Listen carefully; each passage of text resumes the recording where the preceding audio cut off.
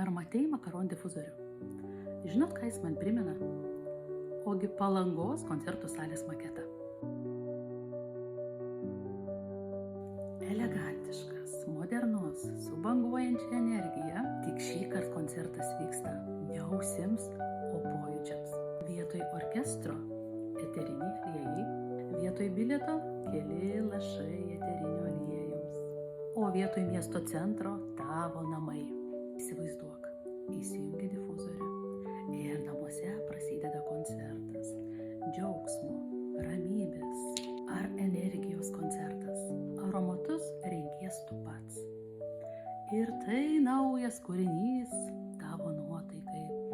Tad kodėl verta turėti kvapnią koncertų salę? Pirma, elegantiška interjero detalė.